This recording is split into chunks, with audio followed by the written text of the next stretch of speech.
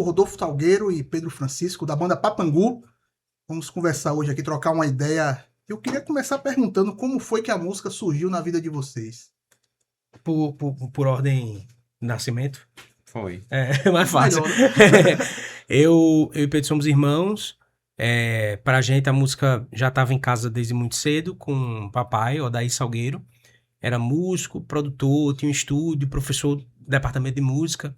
E já tinha uma vivência musical que era tanto como multi-instrumentista, como a penetração na música erudita, no jazz, no pop e no rock. Então ele curtia tudo. Qual é a primeira lembrança que você tem assim, da música na sua vida? Pra mim, eu acho que seria ir nos ensaios da orquestra e também assistir à orquestra. Só que papai faleceu muito jovem e eu tinha 12 anos, uns 12 anos. Pedro tinha 3. Então, até então, assim, era essa memória musical vem muito dele. E eu só fui mesmo mergulhar no aprendizado de instrumento aos 13, 14 anos, pouco depois que ele faleceu. Pedro já começou no instrumento antes, a idade, né? Na idade, Em idade, sim. Pedro já era no berço praticamente, né? É, quando eu comecei a tocar, tinha por volta de 11 anos de idade. E antes, ficava brincando, né, com os instrumentos e olhando o Rodolfo tocar também piano. Aí, Como é que, a primeira lembrança que você tem de música assim na sua vida? acho que também, assim, da infância, né, por meio de fotos, a gente cria uma memória, né, visual, né, mas seria, acho que também papai, né, tocando, talvez violão pra mim. E acredito que, assim, ouvindo, né, os discos também que minha mãe ouvia, né? Ela curtia muito o som também, então eu tenho essas referências, sim. Um específico agora, deixa eu ver se eu me lembro. Tô me lembrando de várias coisas, né? Foram muitas influências mesmo, assim, que eu tive. Então, por parte não só materna e paterna, quanto de tios também, né? No caso, do meu irmão, primos, né? Então, assim, todo lado tinha essa, esses, assim, estímulos, né? O instrumento musical sempre fez parte da vida de vocês. Você é um cara que sim, toca até de mais de um instrumento. O Rodolfo, a gente Isso. só vê mais ele tocando isso. teclado, piano. Uhum. Como foi esse início aí, esse aprendizado, esse abraço, assim, eu preciso aprender. Me sobrou o teclado, na verdade, porque quando os meus amigos começaram a aprender instrumentos musicais, tinha essa coisa de eu vou pro baixo, eu vou pra guitarra, fulano vai pra bateria. Então não podia ter duas guitarras, não podia ter dois baixos, duas baterias, então me restou o piano e o teclado. E aí eu me lembro perfeitamente disso, que eu fui pro teclado porque eu queria tocar uma coisa diferente do que os outros já estavam tocando. E à época, essas pessoas, Andrei Targino, Vitor Hugo Menezes Targino, que eram irmãos também, Soturnos, Tyreses, bandas de metal que tem também uma história aqui na Paraíba. E a gente teve a primeira banda juntos, autoral, de cara já foi uma banda autoral, acho que isso foi uma coisa diferente, assim, porque muitas bandas começam tocando cover, né? Elas têm essa vontade de tirar as músicas dos outros, e eu lembro que desde o começo, quando eu peguei o teclado, na verdade o vocal também, eu já entrei como vocalista aos 13 anos de idade, tinha nem lógica, e a gente tentou fazer uma banda de speed metal, mas era no máximo um punk rock muito rápido. Tinha nome? Mad Crow. Mad Crow. E aí a gente tocava no estúdio, que era o estúdio de gravação do papai, lá atrás da nossa casa, e foi realmente o primeiro contato, foi isso aí. Então fui pro piano, pro teclado, porque já tinham pegado o slot da guitarra. Mas eu acho que eu teria ido pra guitarra inicialmente. Foi depois ele me convenceu a tocar guitarra, porque eu também não queria, achei que eu queria só cantar. Aí ele falou, não, você precisa aprender um instrumento. Aí comecei pela guitarra por influência Engraçado. dele, senão nem tinha. Mas você toca baixo, toca Aí flauta. baixo era o que sobrou, no meu caso. Porque já tinha guitarrista, aí fui jogado pro baixo. É, Tocando baixo, mas uma hora fiz uma banda também, que era Jailhouse, e também a gente tinha a particularidade de ter próprias músicas. Já no início, assim, com esses amigos, né? Que eu fiz na escola também, e tinha essa por volta de 13 anos de idade, assim. Aí também já tinha música própria, a gente é fazia. A engraçado. primeira. Ah, pronto, lembrei uma coisa. A primeira música que eu fiz era uma paródia de Highway Star, do Deep Purple, né? Pronto, antes de eu tocar ainda. Aí depois eu fui para São Paulo, que eu morei lá um tempo, né, com minha mãe. E lá eu comecei a aprender violão, né, guitarra e tal. Aí eu voltei para João Pessoa, comecei a estudar na escola estúdio, né? A gente tava comentando aqui no Sim. backstage aqui. E aí, que foi inclusive com o Felipe Gris, né? Que era um guitarrista que tocava também com o Rodolfo, É numa banda, verdade. Wooden Bridge. Wooden Bridge. Aí comecei por lá com ele, assim, e foi por aí. E fala esses rolês aí de bandas até chegar no Papangu, que vocês participaram. Dezenas. É engraçado que a Papangu, ela tem dois momentos de nascimento e ela tem duas histórias bem diferentes com a música. Porque nos membros fundadores da banda em 2012, eles iniciaram tocando covers de bandas que eles curtiam e aprendendo a tocar juntos. Em paralelo a isso, nós que eventualmente iríamos entrar na Papangu, estávamos vivendo uma história musical bem diferente. De tocar não só em outros gêneros musicais, mas já formando assim algumas bandas autorais desde o início. E eventualmente esses dois mundos se chocam. Para mim, assim, de tradição de bandas, pô, são muitas. Eu vou citar assim três que acho que são importantes, algumas que não chegaram nem a ver a luz do dia, mas são importantes. Uma que não chegou a ver a luz do dia, mas algumas dessas músicas chegaram, é a João Legume. João Legume era um projeto musical, a princípio capitaneado por Bruno Falcão, dos Senhoras, e eu e Pedro fizemos parte Foi. do João Legume. A gente ensaiou, produziu, gravou muitas coisas do João Legume, e a ideia do João Legume era rock rural.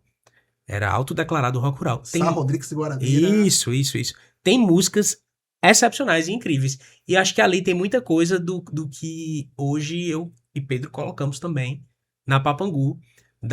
Psicodelismo, né? Psicodelia, rock rural e Total, assim, caminha de mãos brasilidade, dadas. né? Tropicália. Então o João Legume tem essa importância. Tem um outro projeto que é o Papamute, que eu e Pedro lançamos juntos como duo, em 2015 para 2016. Que por uma sorte do destino e oportunidade teve a produção e a mixagem de Toquinho. Então Toquinho mixou e produziu musicalmente esse disco. E antes disso, o Wooden Bridge pra mim, que o Wooden Bridge foi uma banda de power metal e rock progressivo, metal progressivo, que eu fiz com amigos na adolescência e no começo da vida adulta, que gravamos e é um produto bem legal, com um aspecto bem assim internacional, de power metal, Blind Guardian, Angra, tem essa influência aí. Pedro já é outra... Foi, eu até anotei outro dia porque eu tinha esquecido, assim, queria fazer um registro, né? Porque a pessoa vai fazendo muitas coisas e acaba esquecendo. Aí tive Jubarte, né? Que foi um trio, que foi após esse Jailhouse, já mais velho um pouco, já fazia umas coisas mais progressivas, né? E o Bicho Grilo, né? Que eu meio capitaneei, assim, que era convidando o pessoal pra gravar em casa e tal. E depois acabou virando a banda. E nessa mesma época eu passei a tocar no Vieira também, né? Na grupo de Arthur Vieira. Uma leve passada pelo Viajantes também. Quando foi que você tocou no Vieira? Foi... O Bicho Grilo foi em 2016. Depois de eu fazer uma outra banda, que é o Agent Kank, que tá ativa hoje. É uma banda instrumental. O Bicho Grilo meio que era uma turma aberta, assim, né? Inclusive Vieira participou também de um dos discos. Então acho que em 2016, 2017...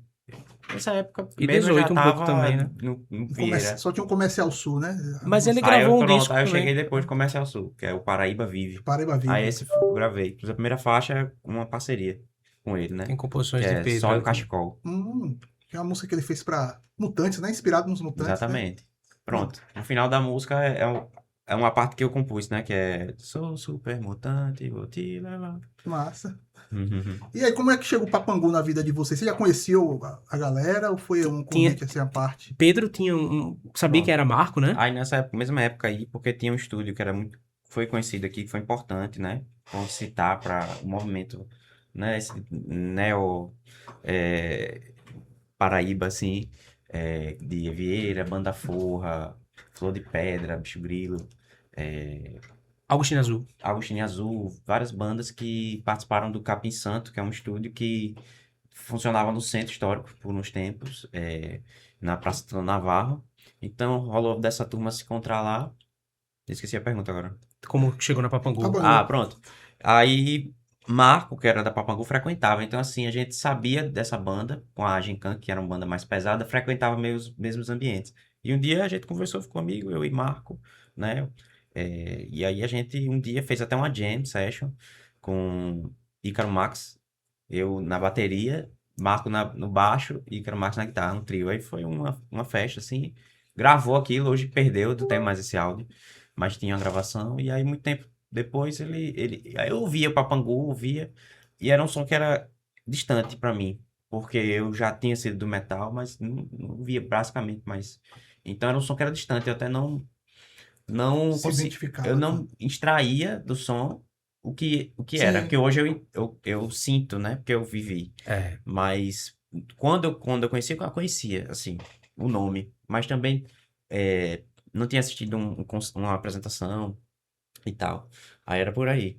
E aí, quando teve essa repercussão do Holoceno, que é o primeiro disco da Papangu, ele precisava existir ao vivo.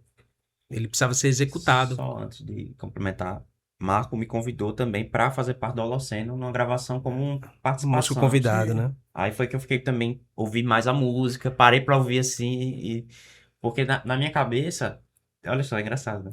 Parece que tinha a impressão que era eu não tinha compreensão de gêneros distintos de metal, eu achava que era um death metal, uma coisa toda gutural.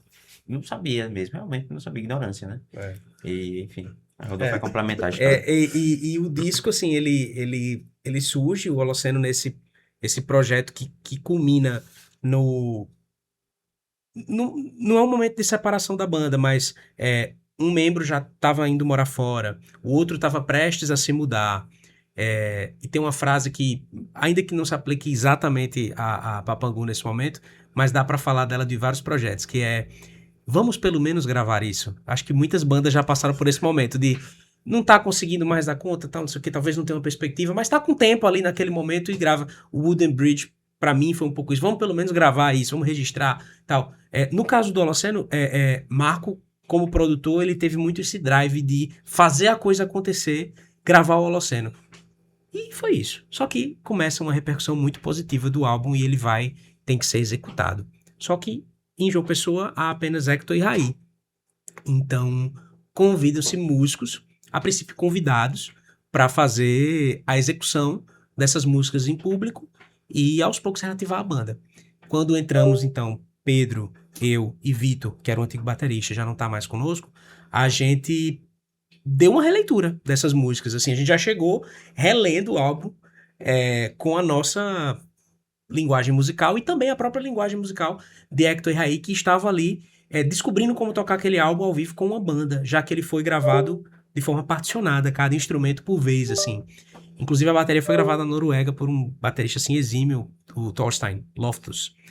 E isso deu uma dimensão internacional ao disco que ajudou ele a repercutir nesses nichos e blogs especializados. E é aí que a gente entra na Papangu nesse momento, em 2022, e começa a fazer os shows. Então, entre 2012 até 2017, 2018, a Papangu acho que tinha 6, 7 shows. E de 2022 pra cá, a gente já soma quase 140, 150 shows. Então, é bem interessante, assim, a ver essas duas gênesis da banda. Uhum. E como foi importante ter essas duas gênesis para que Formasse o Megazord, né? o Megazord, assim, enquanto tem uma parte do grupo que Exódia. tava maturando aquela ideia, a gente tava construindo uma experiência musical diversa, e aí quando esses dois mundos se chocam, tem aquela impressão, né? As pessoas falam: de onde surgiu essa banda? Essa banda surgiu do nada. Muita gente em 2022, 2023 tava: não ouvi falar de Papangu, de repente esses caras estão tocando em São Paulo, e é daqui da Paraíba. Falando: não, tem uma história pregressa muito longa, de realmente. muitas bandas, de muitos shows, de Pedro já ter gravado com Vieira, da gente ter tido um disco produzido com Toquinho, dos caras estarem enfornados em estúdio, construindo ali uma identidade, uma linguagem musical. Ou seja, eles construíram uma identidade toda dentro de estúdio, né? Isso. Porque Verdade. existem vários caminhos que a música pode proporcionar, né? Um é que você toca e vai construindo um set list e tal. Exato. Esse aí foi totalmente o contrário. Vocês não Exato. pegaram o carro andando, vocês foram lá para empurrar o carro também, né? Nesse começo. Perfeito. E como é que você entra no Papangu, assim, a leitura que vocês têm desse nome, Papangu, e o que ele representa, né? O nome Papangu em si, e como isso traduz para dentro da música. O Papangu, ele é imediatamente nordestino, né? Você fala Papangu, é uma figura do Nordeste, é um símbolo, uma criatura, tipicamente de bezerros, em Pernambuco. Aí já começa um link aí, né? A Papangu é paraibana, mas ela utiliza um nome que é um símbolo, tipicamente do carnaval de Bezerros. Porém, o Papangu do Carnaval de Bezerros, ele tem uma certa identidade mascarada Visual. e brincante, que é diferente do Papangu no Ceará, que é diferente do Papangu na Paraíba, que é um pouco mais próximo da Laúça, né? Que a gente pega emprestado da tradição Sim. pernambucana. Mas quando você vai ver na zona da mata toda, essa figura do Papangu que é brincante, mas ao mesmo tempo é assustador. Ele é visto como um bicho-papão, mas ele também é um pouco aquela coisa do Arlequim em carnaval. Então ele carrega assim muitas facetas da música, da Papangu. Que ele pode ser sério, mas ele pode ser divertido. Ele pode ser assustador, mas ele também pode ser mágico, assim, onírico, né? Uma coisa holística dessa imagética nordestina. E ele também pode ser um xingamento, né? Acho que no Ceará se utiliza Papangu como xingamento.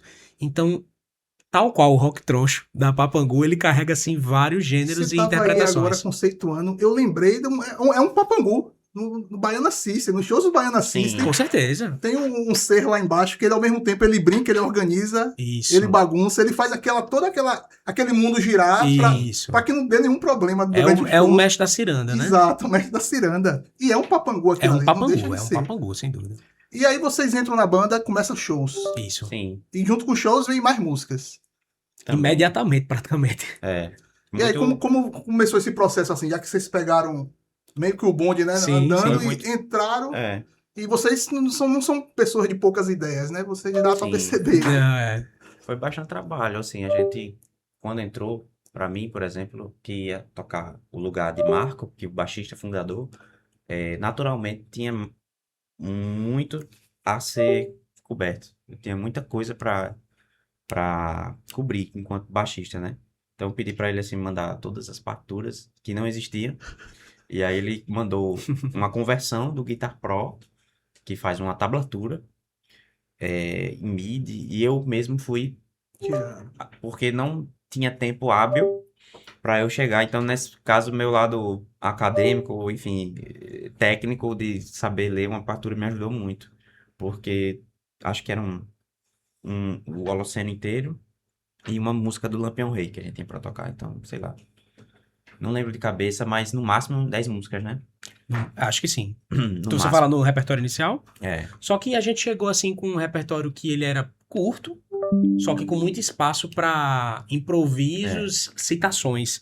E aí, pra gente é prato cheio, porque a gente vem já de uma tradição de improvisar no palco, de ter que trazer alguma coisa para o público interagir, chegar junto. tinha alguma brecha, eu acho, mas a maior parte era composição. E aí ele tinha baixos bem sedimentados, assim. Aí eu me lembro, assim, que era um misto. Às vezes eu tentava tocar exatamente o que ele tinha feito, né?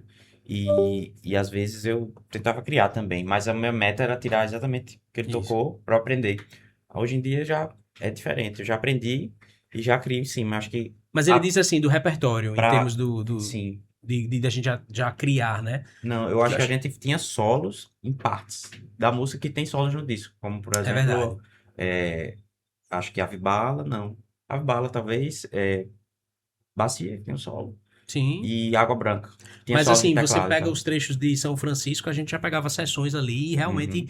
improvisava e puxava outras coisas. Ou, por exemplo, em certas intervenções assim de momentos, né? De por improviso ou viagem mesmo no palco, assim, que a gente já começou a Tinha uma coisa do brincar. disco que era o improviso livre, né? De baixo bateria em São Francisco. Que é uma exato, coisa mais exato. metal, assim, e meio percussiva, né? Que a gente fazia um pouco diferente, a gente demorou a encontrar, né? Foi. E depois a gente deixou, eu acho, o molde para praticar o nosso, né? Criou um molde. Mesmo em Holoceno, que era uma música difícil assim de executar, a gente no começo teve intervenções, né, do piano, de trazer um saxofone assim subitamente no show. Foi. Tem um amigo nosso, Benoit, que tava, então assim, a banda também teve muita abertura no início para isso. Até porque eram a maioria que chegou ali nunca conhecia aquelas músicas, então havia certas concessões de ambos os lados para conseguir fazer aquilo acontecer. E esse terreno foi muito fértil para que a gente conseguisse, em conjunto, já colocar novas músicas. E quando é que surge esse conceito de rock troncho? mais ou menos entre 2022 e 2023, a gente começa a executar, né, o Holoceno e novas músicas que viriam a fazer parte do Lampião Rei. Essas músicas também começam a se formar, mais ou menos por aquele período. Algumas foram formadas já para o estúdio, outras começaram a ser executadas pouco antes da gravação.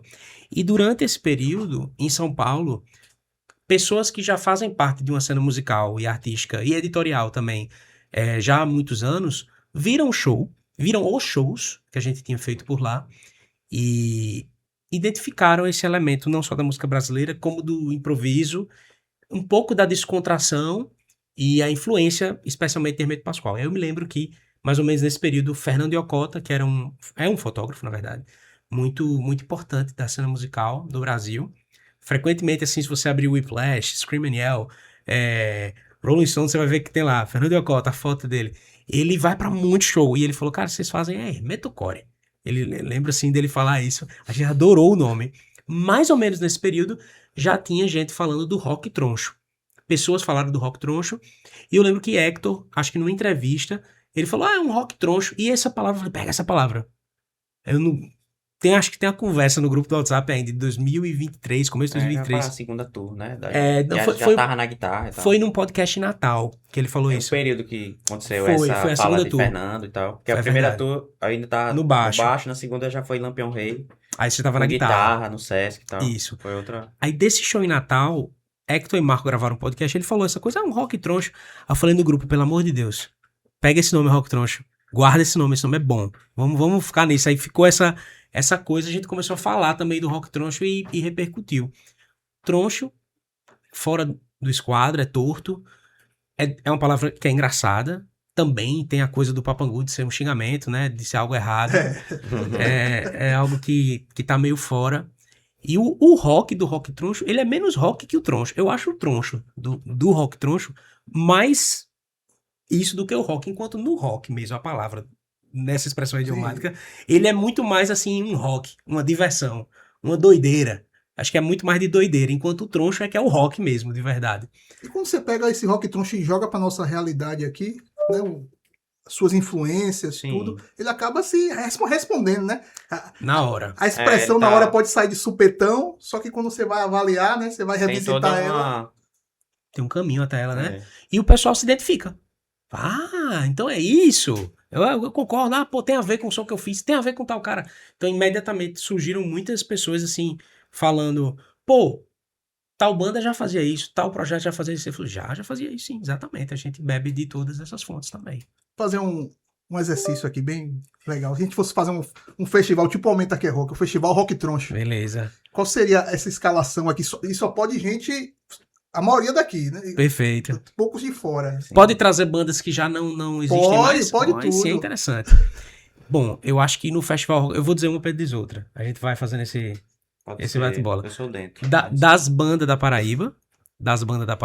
Era um projeto, acho que começo dos anos 90. Lá de Campina Grande. Exato. Que tinha Cassiano na guitarra, Pablo Ramírez e vários outros, assim, que faziam um som que tinha essa mescla do Nordeste com o metal, com o rock. E eu acho muito importante dizer, não irônica. É uma mistura que é não irônica. Ela não é assim, o triângulo não tá ali cumprindo cota, sabe? Ele faz parte da composição da música, ele faz parte daquela temática. Então, eu me lembrei, o primeiro que eu lembrei agora, acho que é do meu amigo, né? Foi colega de curso também, o Júnior Spínola, né? Ele tem um projeto que se chama Cine Paraíba, que eu acho que é bem interessante também. Então fica aí a citação aí deles Sim, para Cine Paraíba, não é participarem desse troncho. festival. Eu chamaria sem dúvida Escurinho, cujos, assim, são 2 discos seminais pra música Troncho da Paraíba, tanto o Malocage quanto o Lamacé, assim, são, tem tudo isso aí. Pode não ser metal, mas você tem caras ali que tem história dentro do metal e conseguem transmitir isso nos palcos. Jaguaribe Carne, né? Também, com certeza. Headline, né? Headliner. Jaguaribe Carne como headliner. E bandas atuais também, como por exemplo o Korvac, que é uma banda de Campina Grande, metal bem pesado, bem pesado. E com influências também. E é uma banda que tá constantemente se reinventando. Os lançamentos deles mudam o que vem atrás. A Papangu também acredita nisso, assim, todo disco nosso, toda coisa nova que sai é bem diferente da anterior. E que mais? Tela azul também, né? Que a gente Tela sempre azul, tela azul. menciona, mas é bom Rock para quem... progressivo, né? Rock progressivo, É, tela azul. É, fechar com mais uma? Mais uma. Mais uma? Agostinho também que a gente mencionou, né? Augustine Azul, sem dúvida.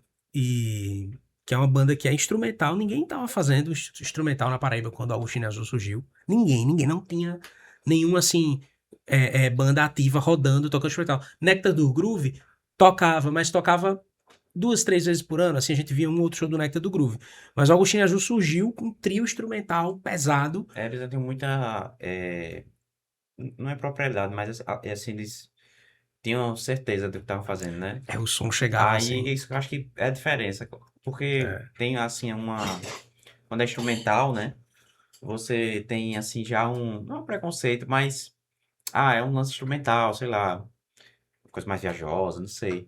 E é. aí eu acho que tem alguns projetos que eles ultrapassam isso, porque a música fala mais alto. Tem uma qualidade ali, né? Que não importa se tem ou não a letra, né? Isso é o de menos. O que importa é a comunicação, né? O que é que aquele som tá passando. Desse headline aí que vocês citaram, a maioria das bandas são bandas mais modernas, algumas até que não estão com trabalho tão, vamos dizer assim, contínuo, né? Uhum. Que param, dão um tempo, acabam voltando, outras que já acabaram. Mas vocês conseguem dialogar com essa cena atual aqui na Paraíba? Como é que vocês veem isso? Sim, com certeza, sim. Em muitos casos até a gente tenta na Papangu formar esse público e formar esses lineups. A título de exemplo, a gente teve 2 iniciativas diversas que já tiveram mais de uma edição. Uma delas é o Baile Troncho. A gente já fez o Baile Uhum. Troncho nominalmente 2 vezes, mas oficialmente 3, assim, de chamar de fato do Baile Troncho 2 vezes, mas há uma outra vez que eu consideraria também como Baile Troncho, onde a gente capitaneou, assim, um line-up com bandas que foram, digamos, da nossa curadoria, assim, que faziam sentido com isso. Então teve a Tela Azul, teve a Genkank, teve o próprio Paulo Ró, que se juntou a nós, Priclé, também, que é mais recente agora, ganhadora do Festival de Música da Paraíba, o próprio Corvac, a Zeppelin, o Sopro do Cão de Campina Grande. Então são shows que a gente tentou promover para gerar um buzz assim ao redor dessa cena alternativa, progressiva um pouco, pesada muitas vezes, experimental e de vanguarda, de certa forma. Gente que está tentando fazer uma coisa um pouquinho fora, Com ao certeza. menos do molde. Você falou disso, né, de fora do molde. É um desafio muito grande para vocês. Eu queria perguntar justamente isso. Vocês lidam com uma música mais extensa, uma música mais densa, uma música que tem um improviso, num mundo que hoje em dia é tudo imediatista, que as fórmulas musicais têm que começar já com refrão, tem que ter 3 minutos, tá tudo delimitado. Como é que vocês lidam com isso? Isso é um combustível que apaga ou ajuda mesmo a vocês ainda mais ficar mais incendiário com esse tipo de som que vocês fazem? Tem um pouco digamos assim, o cinismo de você dizer, não, vamos puxar esse refrão mais pra frente pra galera pegar logo a ideia dessa música. Acho que tem um pouco disso às vezes também. Assim, a gente fala muito que a música não tem refrão, a música tem uma introdução muito longa, tem período pra solo, é uma suíte progressiva, tem 9 minutos. Tem isso também. Mas a gente não deixa de lado totalmente algumas ideias estabelecidas já de produção que a gente sabe que funciona. Por exemplo, tem músicas que a gente fala em estúdio, pô, vamos apresentar esse tema logo só com um instrumento para ficar bem pedagógico, e depois os outros vão entrando e a gente faz os contrapontos mais complexos lá na frente. Tem isso também. Mas sobre o público acatar essas ideias mais tronchas, eu acho que é porque realmente as pessoas estão bem cansadas. Muita gente está cansado de receber a mesma coisa regurgitada, igualzinha, que não desperta nada, né? No fim das contas, música de elevador não vai despertar nenhum tipo de emoção. E cada vez mais, assim, com essa... A gente vive dentro do celular, a gente vive agora com inteligência artificial em todo canto. Acho que até para quem vai criar música é difícil ter acesso a algo que já não tenha passado por algum tipo de digitalização ou regurgitação. E para o público, quando finalmente encontra, ele fala, isso é diferente, isso é legal. Então eu acho que até é difícil o público chegar nesse tipo de música, mas ao mesmo tempo, quando você consegue fazer uma música que é diferente, você talvez cative o público mais do que só fazendo o molde. A gente quer fazer o caminho contrário, né? Porque Ravel, o compositor, conseguiu que a música dele todo dia seja tocada por Jurandir de Sax, né? Na Praia de Impressionante. Jacaré. Então a gente tem a meta, né, de um músico que esteja na França, próximo ao Rio Sena, se ele quiser Pois é. todo dia ir tocar Colosso com o sintetizador, ele pode. Então essa é a nossa meta, um pessoal, assim. A gente É- acha que a gente consegue revirar. De repente a gente consegue Balancear. devolver pra França o bolero de Ravel. Podia ir pra longe não, aqui no São Francisco aqui, pode estar tocando Lampião Rei aqui todinho. Também. Com certeza, né? Como foi Lampião Rei pra vocês buscar essa temática de falar uma coisa tão nordestina, né? A ideia de fazer um disco ou música sobre Lampião e sobre essa temática já existia no começo da banda, desde o começo da banda, e foi guardada na geladeirinha para, digamos assim, esperar um momento de maturidade musical que pudesse entregar isso em seu, digamos, esplendor, né? Sei lá, é meio como um diretor de cinema, ele começa fazendo filmes pequenos, ele só vai fazer um filme sobre a Paixão de Cristo quando ele já tá, de certa forma, confortável em abordar um tema difícil, digamos assim, ou consagrado. Tem um pouco a coisa a gente escuta às vezes, de que é uma coisa óbvia, o lugar comum, ser uma banda nordestina e falar dos cangaceiros, ser uma banda nordestina e fazer um disco sobre Lampião. E aí a gente sempre bate nessa tecla. As bandas norueguesas, dinamarquesas e suecas só falam de Thor, Viking, Odin e ninguém acha ruim. Ninguém acha ruim. Todo mundo escuta, acha legal. Então aí os caras falando de Senhor dos Anéis, Dragão e Castelo, sei desde os anos 70, o Rush já falava. As bandas dos anos 70 já estavam ali incluindo essas citações. E até hoje os caras fazem isso. Ninguém acha ruim. Então, na terceira, quarta banda que tá fazendo um disco temático sobre Lampião, cangaceiro, achar que isso é uma coisa óbvia, não é óbvio. Tem muita coisa que dá pra falar, especialmente por outras lentes, né? Então, o Lampião Rei aborda essa história de Virgulino e do que está ao seu redor naquela época por uma imagética mágica, assim, né? Um realismo mágico. Tem coisas sobrenaturais ali, tem coisas do Nordeste profundo, místico, de rituais. E a gente curte isso. Da literatura ao cinema, do cordel, à xilogravura, é uma coisa que a gente acha muito interessante, que é esse passado místico. E presente místico também. Vocês do fazem algum Nordeste. trabalho de pesquisa, não só das letras, como também da sonoridade. Sim, Isso aqui tá cabendo aqui, isso aqui tá cabendo, isso aqui não Sim. cabe aqui, mas cabe naquela música. com certeza. Como é que isso é feito?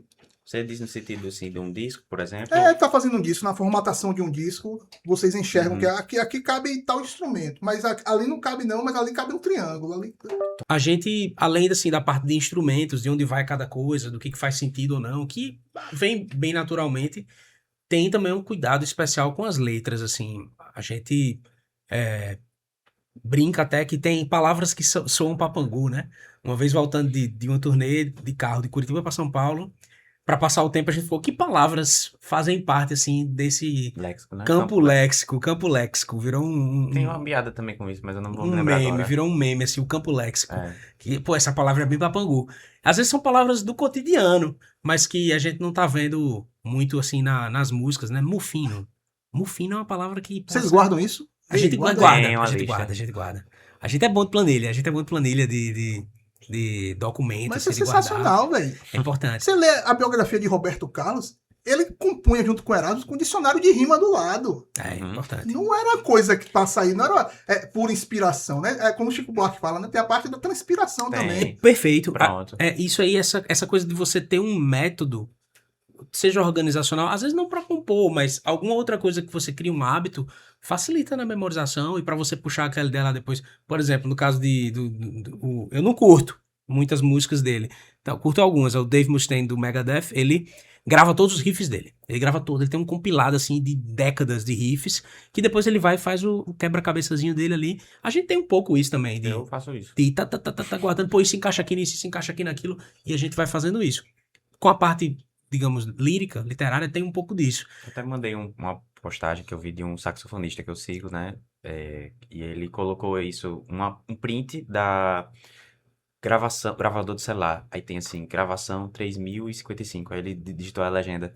Se você não está para mais das milhares de gravações, você não está devoto bastante a seu artesanato, né?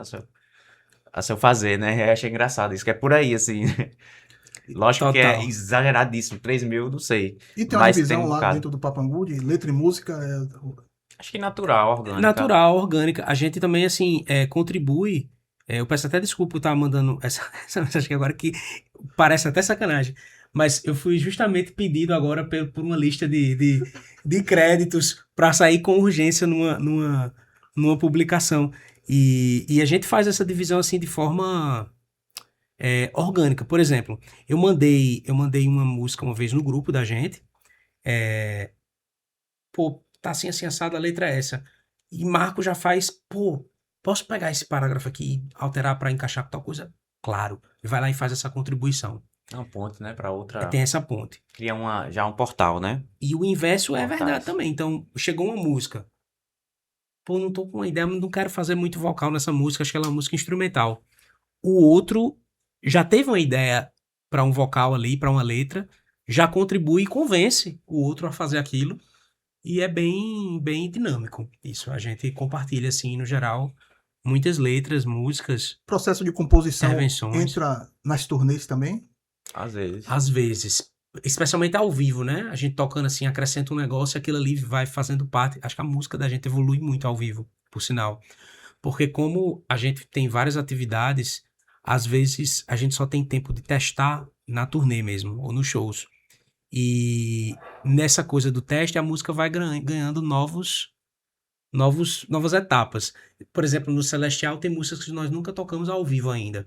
Eu tenho certeza que quando a gente tocar, no segundo show, elas já vão ter Verdade. outra dimensão. Isso aconteceu com todas as músicas da Papangu, essencialmente. Enquanto eu entendo que pro metal, e assim, 80%, 70% que a gente faz no palco é pesado. Isso é o contrário. Em geral, as bandas de metal tendem a executar com muita perfeição aqueles arranjos complexos e tal. Já a Papangu, ela, como é que a gente pode fazer isso diferente da próxima vez? Aí toca, e como é que a gente pode fazer diferente ainda na outra? E assim vai, né? O público do metal ele é bem exigente, né? Muito E o exigente. público do rock troncho já é mais cabeça mais aberta para entender que a música ela pode sofrer aquelas Isso. mutações, evoluções naturais que o próprio rock troncho já prega isso, né? Total. Esse negócio de tocar ao vivo, vocês dividiram o palco com muita gente, do mesmo jeito que viram muita gente que vocês são fãs ali na plateia olhando para vocês. Queria que vocês falassem um pouco sobre essas situações.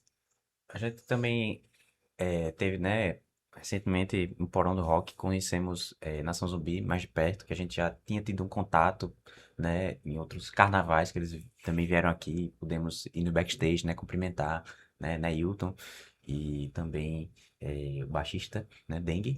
E aí, dessa vez, a gente passou o som ao mesmo tempo que eles, e no mesmo, praticamente no mesmo palco, eram 2 palcos.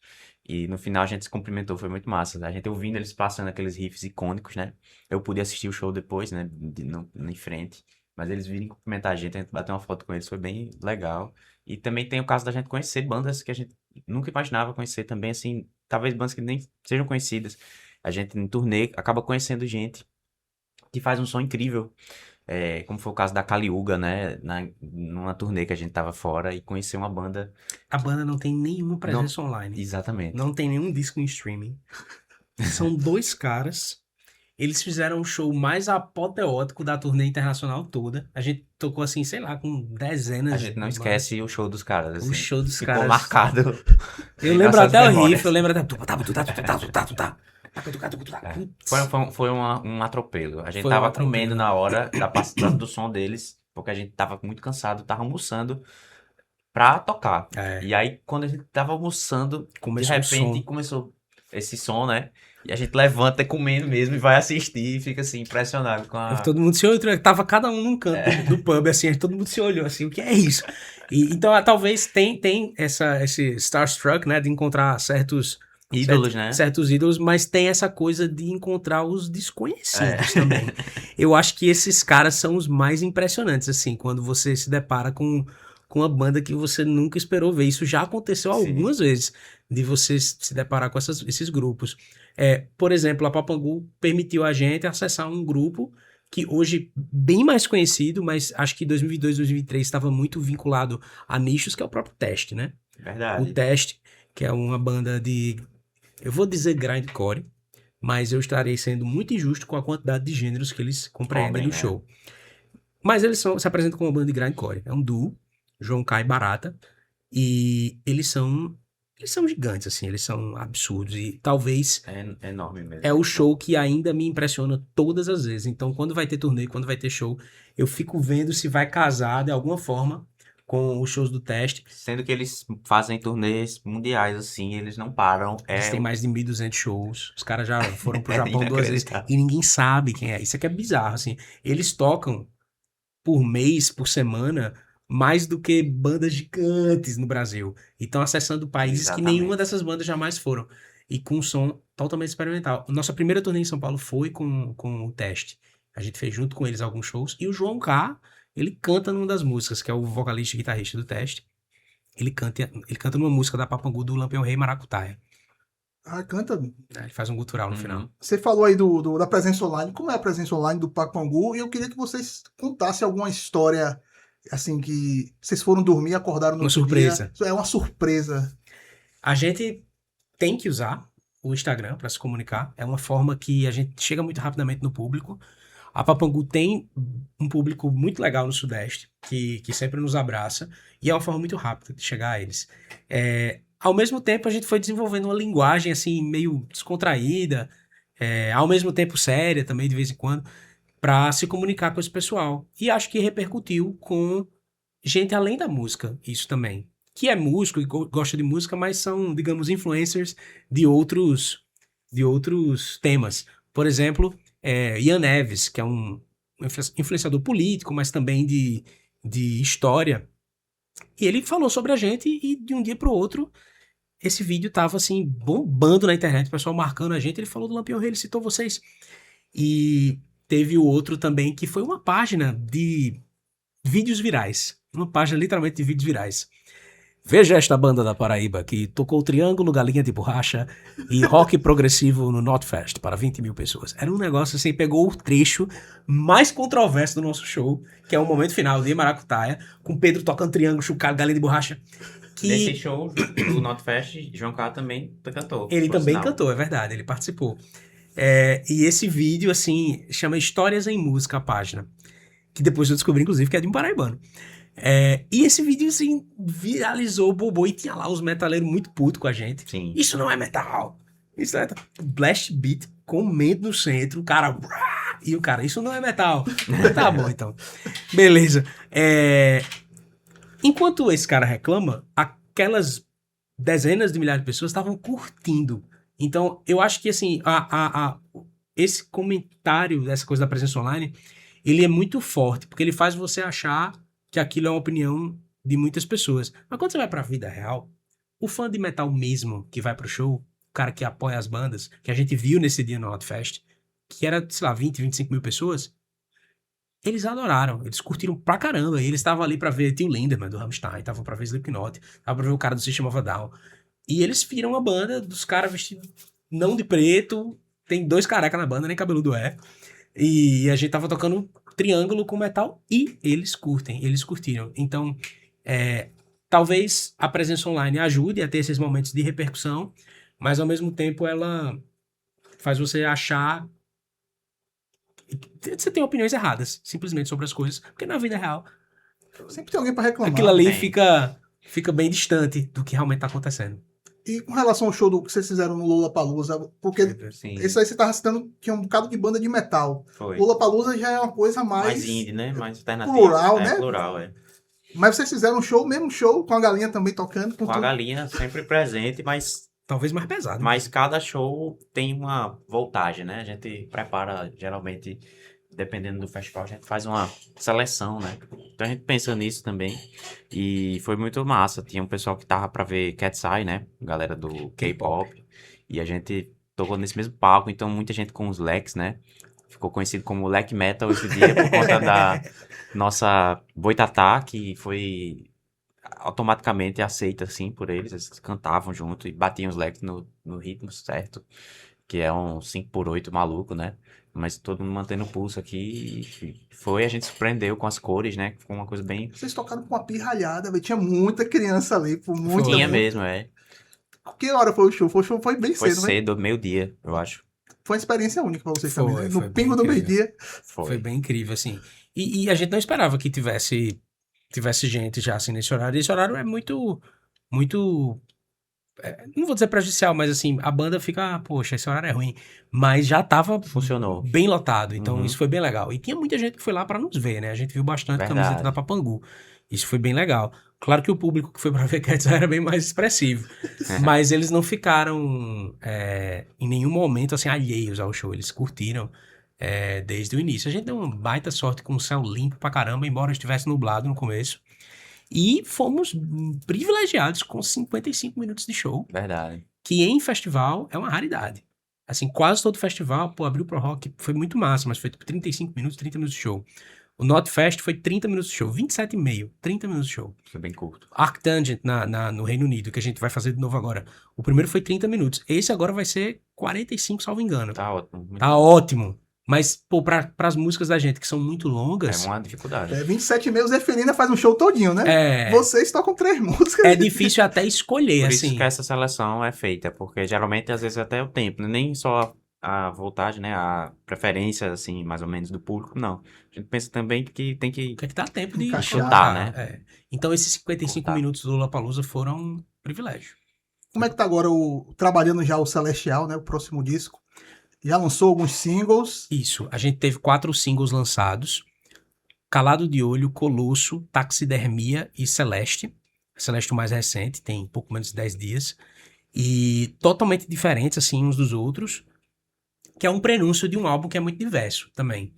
Embora trate de uma temática similar, de proteção, rituais de proteção, reafirmação, humanidade, proteção contra o mal olhado, também um pouco sobre desejar o bem ou o mal às pessoas, e de forma mais macro, um disco que fala sobre inteligência artificial. Uma crítica, assim, bem, bem forte contra o uso de inteligência artificial no geral, mas especialmente generativa e nas Sim. artes. Estamos trabalhando, estamos tocando, e a partir agora de 7 de agosto, vamos tocar cada vez mais, né?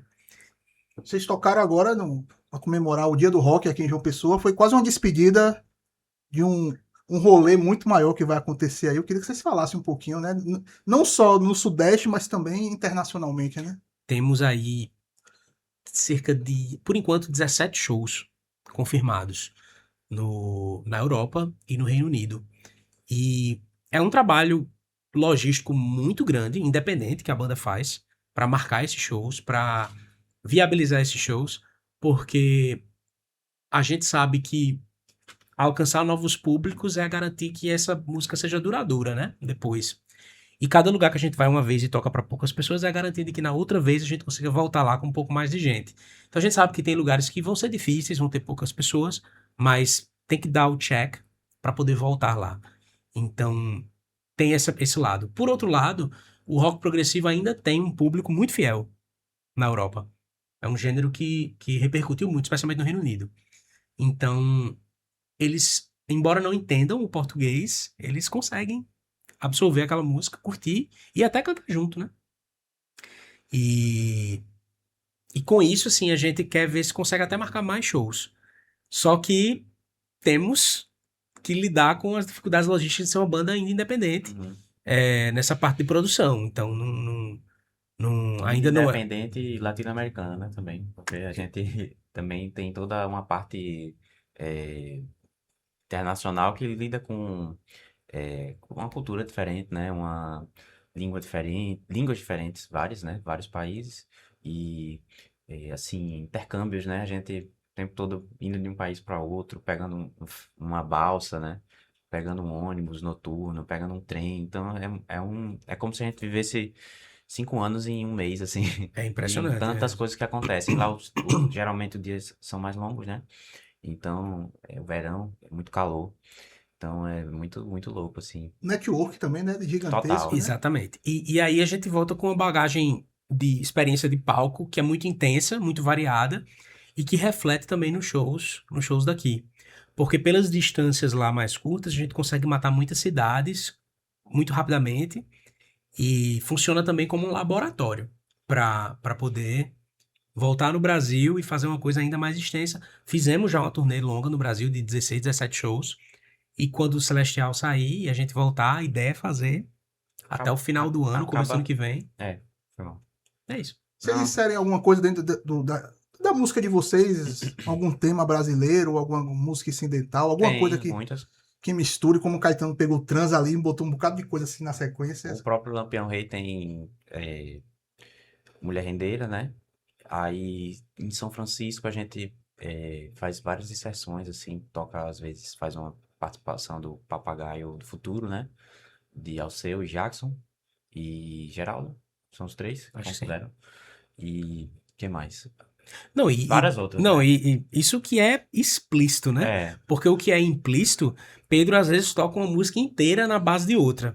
sim, Ele no baixo, a gente tá tocando verdade. uma música, eu percebo com 3 compassos, eu já tô morrendo de rir, porque ele tá tocando o Bolero de Ravel. Sim, mas ele perguntou No das músicas baixo. brasileiras, né? Sim, sim, tá. Mas ele Aí, tá incluindo aí, também, aí que se for faz incluir parte. tudo, aí tem Magma, que a gente cita bastante. Cito bastante, É, Eu cito várias. Queen, cito, puxa, Sim, muita coisa. Pra tirar coco de Messias Holanda. Eu quero me trepar no pé de coco. Isso tem realmente muita Zelda, né? citação. Zelda, jogo do Nintendo, pra caramba. Ocarina of Time. É. Então, qual a Não, influência que o videogame tem na sonoridade de vocês? Total. Pra mim é máxima. Só toco hoje porque eu joguei videogame um dia. É mesmo. É, Nintendo Core. porque eu me interessei por música a partir do videogame. Por inglês também. Aprendi. Chegasse a fazer música também, Cassim, produtor, ele gravou um disco todinho fazendo música A só gente de. fez um EP que chama Só Ruir, que tá disponível no Bandcamp e em É 7 polegadas. 7 polegadas. É. Aí músicas do Lampião Rei em releituras de 8 e 16 bits. Como É se fosse Super chiptune, né? Nintendo, Game Boy Chiptune. Que massa. Tem a possibilidade do Papangu ir fazer 17 shows e voltar com 30? Tem, Tem. tem. A gente, Sim, arrumar shows lá. Sim. sim, arrumar show. a agenda é viva, né? 30 eu acho que não, porque vai ter uma limitação de dias mesmo disponíveis, mas tem a possibilidade sim de sair agora com 17 e voltar com 20, 21. A gente não anunciou todos que ainda estão assim, dialogando. O principal é a dificuldade logística mesmo e financeira, porque tem shows que são possíveis, mas vai exigir realmente um Trabalho translado hercúleo, que né? não compensa, não Tem compensa. shows que é pra colheita, tem outros que é pra plantar, né? Exato, É. exatamente. Um bom ruim, um bom ruim, um Às, bom ve- ruim. às vezes não é só fazer o show, às vezes você tem um dia que você não vai tocar, mas você vai encontrar uma pessoa que vai lhe receber. Às vezes tem um produtor, mas é uma pessoa que é importante pra você, Perfeito. né? Conhecer um lugar que você vai, como você falou, né? Plantar, né? Assim, você vai conhecer, né? A cultura. Eu acho que é legal de tocar, é isso, né? Você vai e vive aquilo com a música, a partir da música, e você faz contatos, então as pessoas vão se interessar pelo seu som, mas você também está conhecendo novas formas de se comunicar, enfim, né? E depois dessa turnê europeia, qual é o próximo passo aí? O que é que tem na. A gente é muito ansioso. A gente se deixar, a gente não para de ter ideia. Então tem Tem um lema, limite. tem um lema na banda assim, que é o proibido ideia nova. Só que a gente desafia esse lema e esse mote, essa regra o tempo todo. Então a gente toca um show, gostou do negócio, quando volta no ensaio, pô, vamos fazer esse negócio aqui aí, pronto, já vem. Proibido ideia nova, pelo amor de Deus. Tem tanta coisa já. A gente tem um repertório razoavelmente vasto para o pouco tempo de banda. Então tem muita música. A gente consegue realmente tocar assim 3 horas e meia, se precisar. Nunca vamos tocar 3 horas e meia, porque pelo amor de Deus, né? Quer dizer, eu não posso dizer nunca, porque a gente já tocou 3. Hermeto tocava 4 horas no show, Exato, antigamente. Mas, então, tem muita coisa que já tá represada pra gente fazer. Só que a gente já tá pensando em coisa nova. E a gente já tem música nova. E a gente já tá tocando músicas que nem no Celestial estão. De tão ansioso que a gente é. Então, tem muitas ideias. A primeira, que já é pública, notória, é um Lampião Rei Parte 2. A gente quer fazer um segundo volume dele em dado momento. Não é o Celestial, não é uma continuidade do Lampião Rei. E além disso, a gente quer poder circular muito mais no Brasil. Ao mesmo tempo que o Celestial não é uma continuidade, se você analisa o Holoceno e o Lampião Rei, eles têm muitos pontos em comum. Não só porque é a mesma banda que fez, Sim. mas você consegue enxergar na narrativa Ah, sim, sem dúvida. como um universo, né? A imagem tá... Né? Então acho que tem a ver com isso, apesar de ser outra história, mas Tem o Papangu Verso. E aquela máxima do. Rock progressivo tem muito isso, né? 3 discos de estúdio, depois vem um ao vivo. é legal. Tem algum pensamento? Temos que ao vivo. Tem. A gente tem algumas gravações. Tem uma em particular que foi do nosso show ano passado em Londres, que foi muito boa, muita energia, muito pesado o show. Muito longo, inclusive, foi um show de 2 horas e meia. E a gente pensa em lançar eventualmente, Você sim. costuma captar? Alguns sim, alguns sim. A logística não é muito amigável de captar É. em shows, porque normalmente tem muitos fatores, né? Então a gente sempre quer, mas nem sempre é possível. A gente Então, precisa ser uma banda um pouquinho maior para poder É. realmente investir nisso, para valer a pena. mas às vezes dá certo. A mesa ajuda, é uma boa mesa, um bom técnico de som que já faz esse trabalho. Aí ele envia pra gente, como foi o caso de Londres, né? E aí a gente tem como ouvir aquilo, porque se depender sempre da gente é mais complicado, né? Essa questão. Beleza, Pro. Depois da volta da turnê, vocês arrodearam, não responderam, né? Disse que é proibido Sim. ideia nova, mas vai lançar o disco fisicamente? Ah, perfeito. e tal? Sim, Como é que- sim, sim. Não, vamos lá. O 7 de agosto, Celestial sai. Todas as redes, todas as plataformas. O vinil sai em pré-venda um pouquinho antes, é uma surpresa, onde e como, mas vai sair um pouquinho antes a pré-venda dele. E na semana do lançamento do disco nas plataformas, o pessoal já vai estar com o vinil na mão, possivelmente. Cassete também, vai sair o Celestial em cassete, tanto em vinil e em cassete, para honrar o fato de que ele é um disco feito de forma toda analógica. Então, quem quiser ter essa experiência assim, AAA, analógico na gravação, analógico na mixagem e na masterização, vai ter como conseguir isso no cassete e no vinil. E, claro, CD também, tudo nas imediações do lançamento de 7 de agosto. E aí, depois a gente vai tocar o Celestial por algum tempo. Deu trabalho gravar ele e produzir, a gente vai ficar um tempo rodando com ele. Pedro e Rodolfo, um prazerzão ter Prazer você nosso. aqui. Todo nosso. E aqui tá de portas abertas para nos próximos momentos aí, que eu tenho certeza que a Papangu aí tem uma vida longa e próspera. Vamos estar aqui Obrigado, Eliseu. para recebê-los e para conversar. Esse é o canal Nordeste Alternativo, o espaço super especial aqui para arte e cultura da melhor região do mundo. Valeu e até a próxima. Aí.